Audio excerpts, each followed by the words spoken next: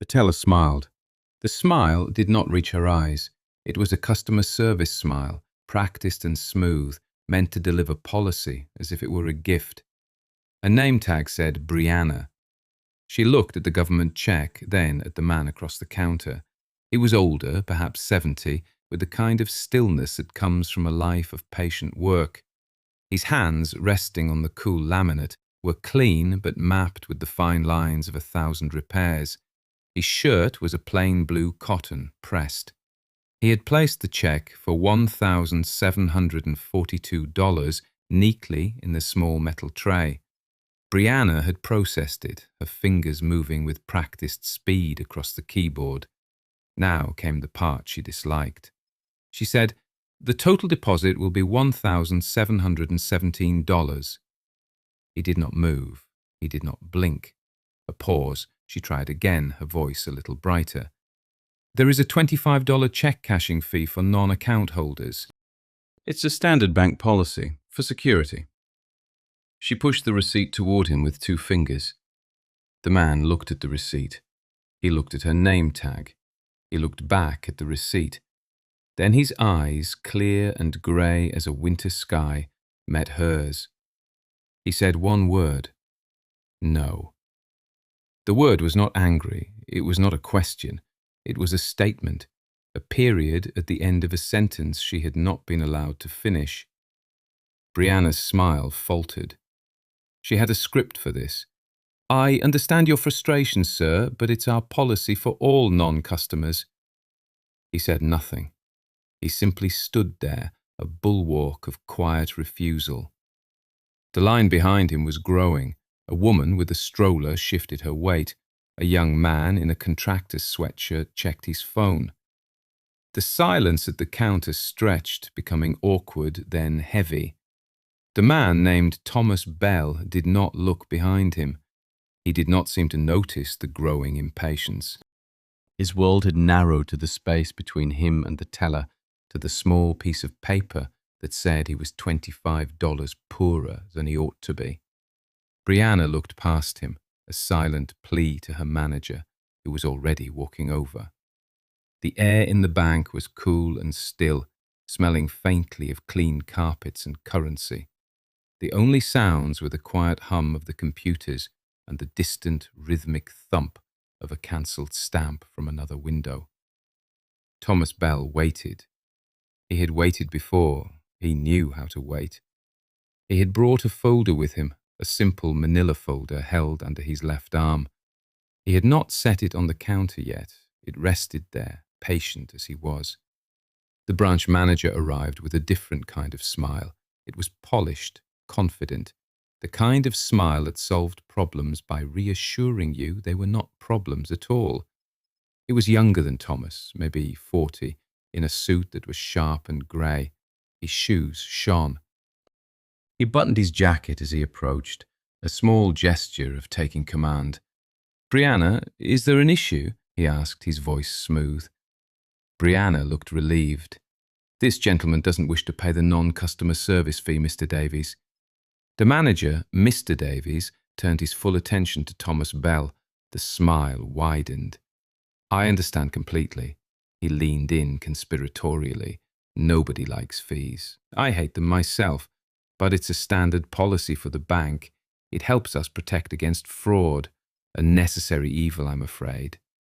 His tone was reasonable, friendly.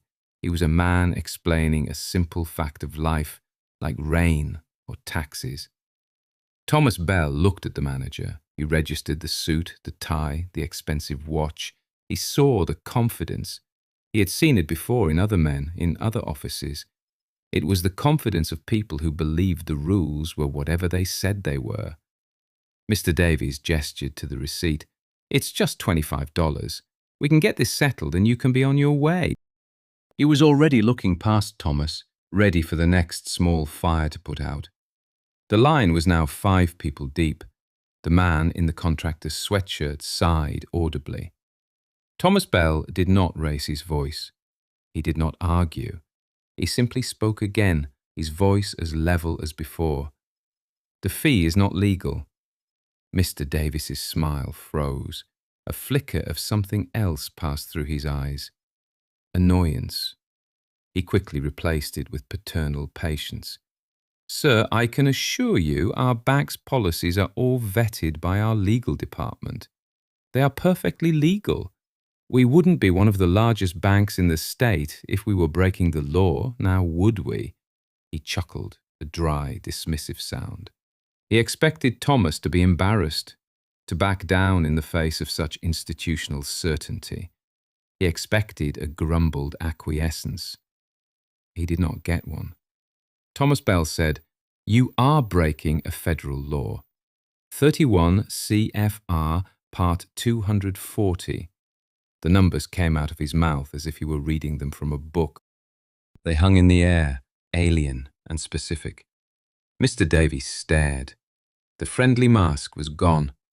The contractor put his phone in his pocket. The woman with the stroller had stopped rocking it. The entire bank lobby seemed to be listening now. Who is this old man? And what is 31 CFR Part 240? The manager had no idea. And it was clear in that moment that he was furious that he had no idea. To understand why Thomas Bell was standing in a bank lobby quoting federal regulations, you have to go back 3 weeks, to a quiet Tuesday afternoon in his small house on the edge of town. The Social Security check had arrived, as it always did, but this month was different.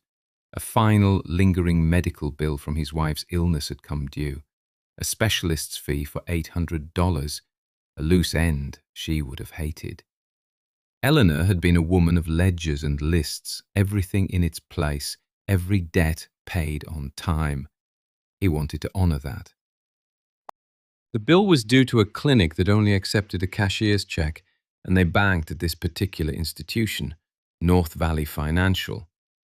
He drove his old Ford truck into town, the check in his pocket. He did not have an account at North Valley.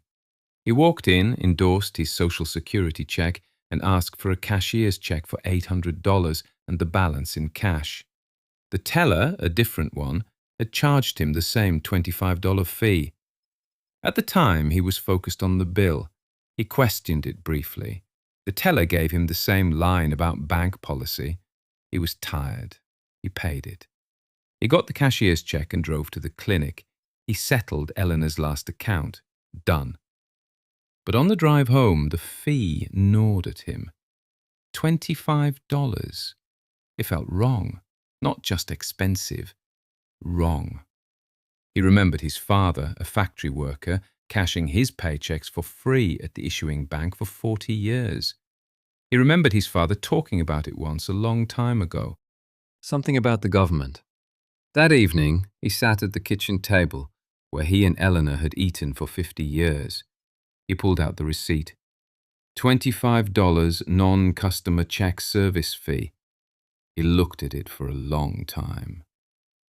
The next morning, he did not go to his workshop. He drove to the county seat, to the public library. He walked past the new releases and the computer terminals to the quiet, dusty reference section. He found a librarian, a woman named Mrs. Gable, who had been there since his own children were young. He explained what he was looking for, a law about cashing government checks. She nodded, her expression thoughtful. She did not dismiss him. She led him to a row of thick dark red books, the Code of Federal Regulations. It smelled of old paper and binding glue. She showed him how to use the index. It took him 2 hours. He sat at a heavy oak table turning pages, his worn finger tracing lines of dense technical print. Treasury, payments, federal. He found it under Title 31, Money and Finance. And then a specific section, Part 240, Endorsement and Payment of Checks Drawn on the United States Treasury. He read it once, then again. His finger stopped on a paragraph. Section 240.5. A financial institution shall not charge a fee for cashing a treasury check for a non-customer. The language was plain, unambiguous, not a suggestion, a command. A financial institution shall not.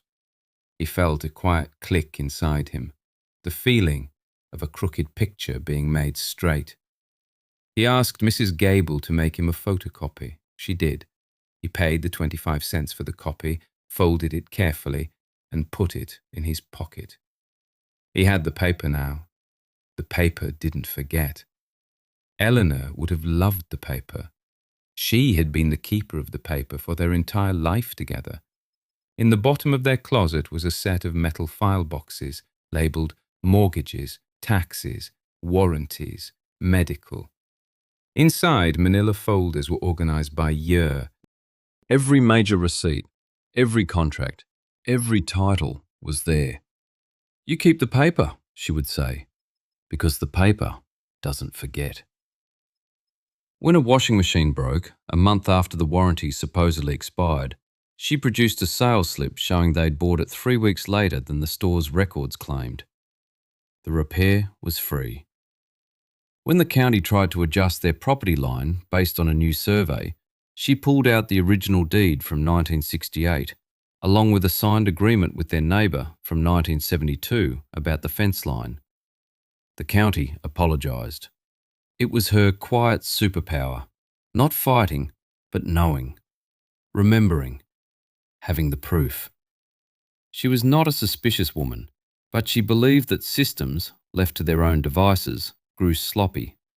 Institutions forgot things. People made mistakes. The paper was the anchor. It held things to the truth. Her illness had been a blizzard of paper. Bills, insurance statements, explanations of benefits. She had been too weak to manage it, so Thomas had taken over. He learned her system. He sat at the kitchen table late at night, a cup of coffee growing cold, sorting the endless stream of documents into her neat folders. It was the last thing he could do for her, to keep her world in order as her body failed. It was a promise he made without words. When she was gone, the silence in the house was deafening. But the order she left behind was a comfort. Her files, her ledgers, a neat handwriting on every label. This $25 fee was a small thing, a triviality in the grand scheme of his loss, but it was a crooked number, a scratch on a perfect surface. An institution had taken something it was not entitled to, and it had done so with a confident smile. It was the kind of small injustice Eleanor would have noticed. She would have gone to the library. She would have found the rule. She would have made the photocopy. She would not have done it for the money. She would have done it for the principle, because things should be done right, because a rule was a rule, especially when it was there to protect people who didn't have the power to write the rules themselves. So Thomas Bell was not standing in the bank for himself. He was not standing there for $25. He was standing there for Eleanor. He was keeping her books. He was honouring the system she had taught him. He was holding the paper that did not forget. It was his turn to make the picture straight. He had done his homework. He had the photocopy in his folder. He was ready. However long it takes, he thought. Mr. Davies's face had hardened. The professional charm was gone, replaced by a cold managerial authority. "Sir, I am not going to stand here and debate esoteric regulations with you. The policy is the policy." He gestured vaguely toward his glass-walled office. "If you'd like to discuss this further, we can do it in my office. But you are holding up my other customers."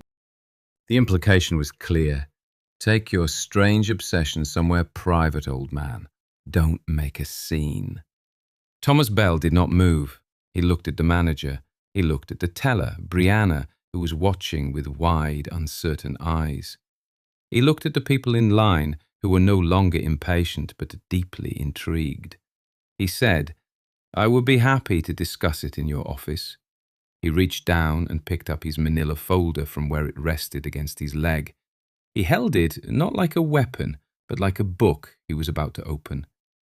Mr. Davies, visibly irritated, turned and walked toward his office, a silent command for Thomas to follow. Thomas gave a slight formal nod to the teller and walked after him. The office was neat, impersonal. A large desk, a computer, 2 chairs for guests. A large window looked out onto the street. Everything was grey and chrome. Mr. Davies sat behind his desk, the expanse of polished wood a barrier between them. He steepled his fingers.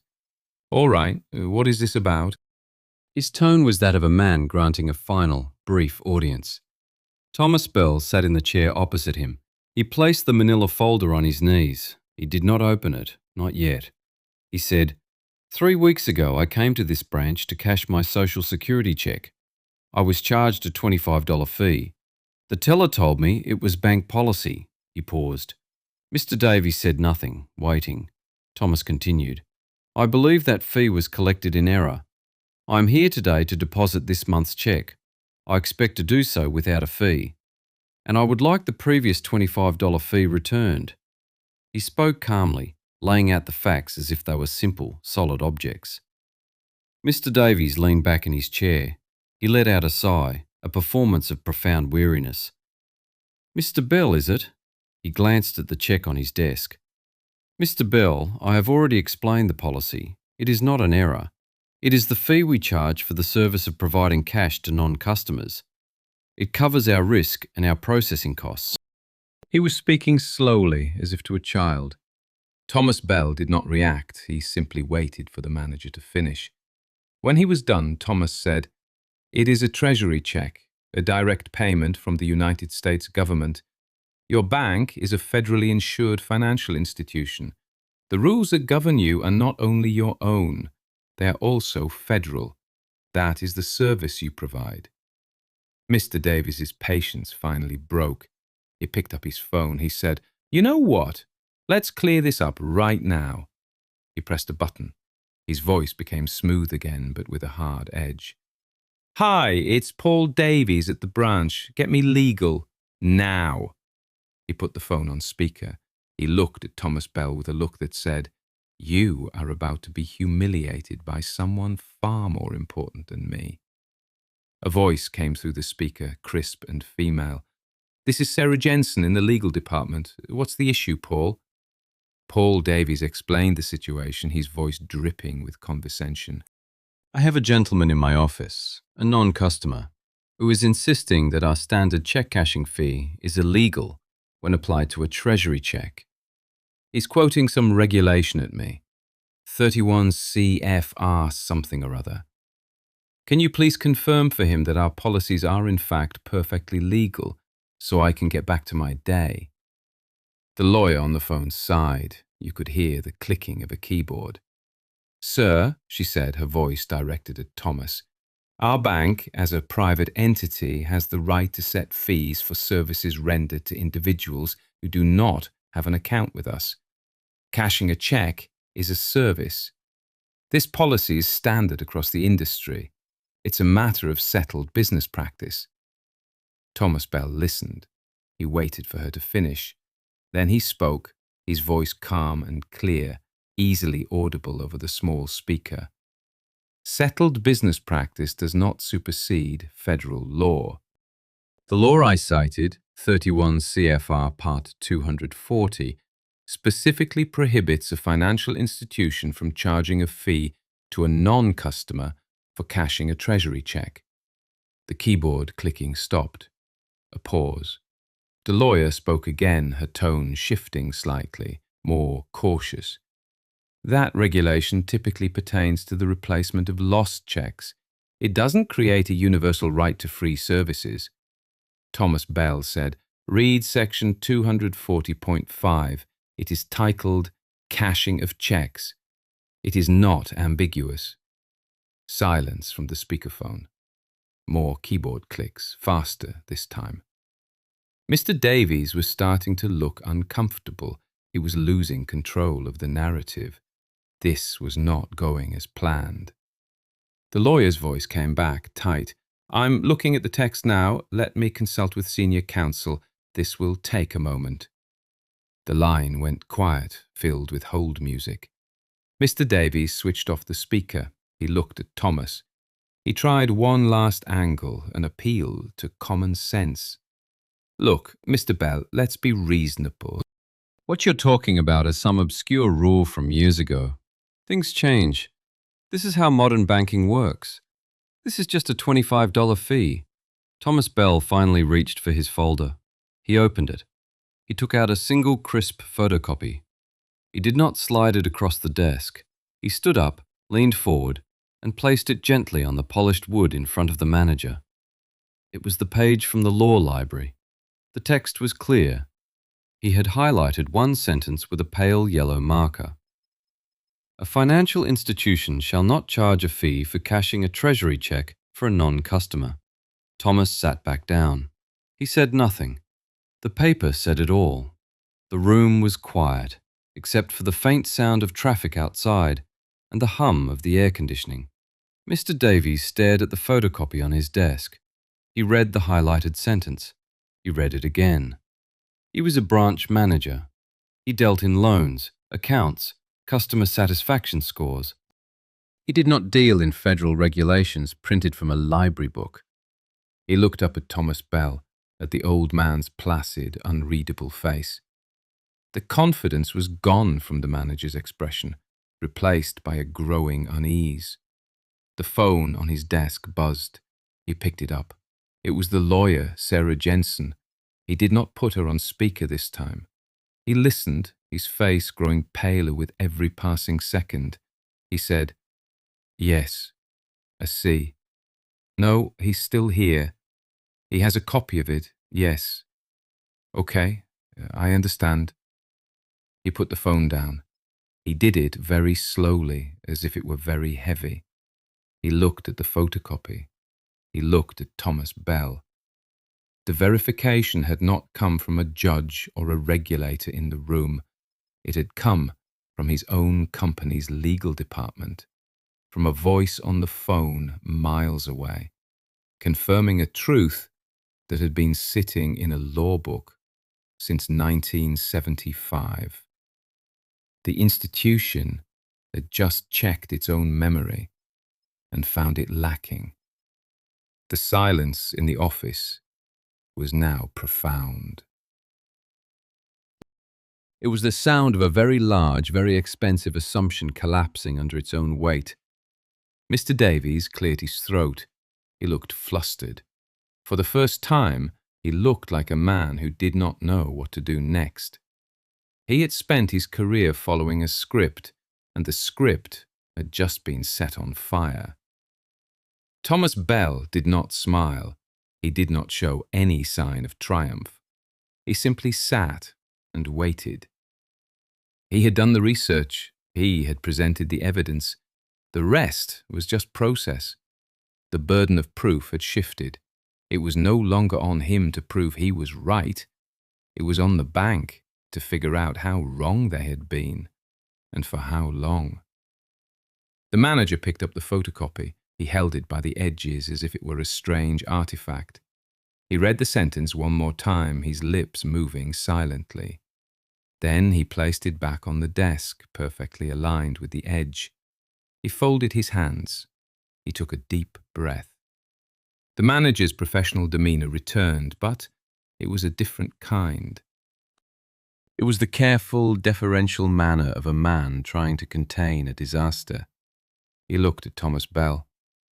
"Mr. Bell, it appears there has been a misunderstanding regarding our policy and this specific federal regulation." His voice was tight, formal. He pushed a button on his desk intercom. "Brianna, can you please process a reversal for the $25 fee on Mr. Bell's transaction from 3 weeks ago, and waive the fee for his deposit today? Thank you." He looked back at Thomas. "We will, of course, refund you the $25 from your last visit, and there will be no charge for today's transaction. I apologize for the inconvenience."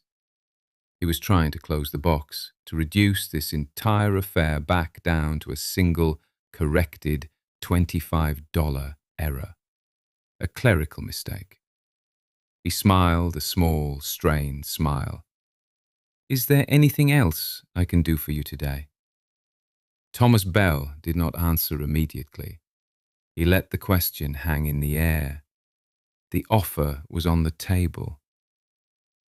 He had won. He could take his money, his small victory, and leave. But Eleanor's files were not just about winning. They were about making things right. Wholly right.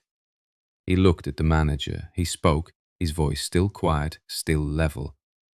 How many times have you charged this fee? Mr. Davies's smile vanished. I'm sorry? That's not information I would have. It's just a standard fee in our system. I'm sure it was an oversight that it was applied to this type of check. Thomas Bell held his gaze. How many other Social Security checks? How many veterans benefit checks? How many federal pension checks? For how many years? The questions were simple, direct, and devastating. They opened up the small box of a $25 error and revealed a vast, dark space behind it. Mr. Davies looked trapped. That's an internal auditing matter. It has nothing to do with your transaction today. We have corrected your account. We have apologized. That is not an answer, Thomas said. The lawyer, Sarah Jensen, must have anticipated this. She had called the manager's private line. He answered it, turning away from Thomas. His conversation was in hushed, urgent tones. Finally, he hung up. He faced Thomas again, his expression grim. Mr. Bell, what is it you want? It was the essential question, the one they ask when they know they have lost but don't yet know the price. Thomas Bell thought of the files in his closet. He thought of Eleanor's neat handwriting. He thought of making the ledger balance. I want you to find out, he said, and I want you to pay it all back, to everyone. The manager stared at him, aghast. That's impossible. We're talking about years of transactions, millions of them. Thomas Bell picked up the photocopy of the law. He held it. This was passed in 1975. How many years is that? Then he said the words that ended the negotiation. Or I can call the office of the comptroller of the currency. I have their number. He didn't, not really. But he knew the name. He had seen it in his research. It was the right name. And in that room, at that moment, that was all that mattered. The resolution was quiet. There was no shouting, no dramatic confrontation. The mention of the OCC had been a key turning in a lock. The lawyer, Sarah Jensen, arrived in person an hour later. She was young, dressed in a severe black suit, and she did not smile at all. She carried a leather portfolio, and she did not offer to shake Thomas Bell's hand. She and Mr. Davies spoke in the hallway for a few minutes in low voices. Thomas just waited in the chair, watching the traffic pass on the street outside. He was not nervous. He was not excited. He was simply seeing a task through to its conclusion. When they came back in, the lawyer spoke. Mr. Bell, the bank takes its regulatory obligations very seriously. She spoke to a point on the wall just over his shoulder. We have already initiated a high-priority internal audit to review our fee structure as it relates to all Treasury checks. We will identify any and all improperly assessed fees. Every single customer affected will be identified, and every single dollar will be refunded. With interest. She said it all in a flat monotone, a statement of fact, a surrender. She did not apologize. She did not admit fault. She merely stated the bank's new course of action, the one he had demanded. Thomas Bell nodded once. That is the correct thing to do, he said. The lawyer looked at him then, a brief, sharp glance, as if seeing him for the first time, not as an old man, but as an immovable object. She said, We will require you to sign a non-disclosure agreement regarding the terms of this resolution.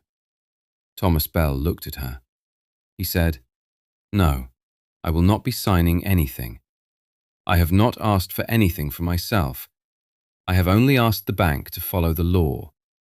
What you do now is your own business.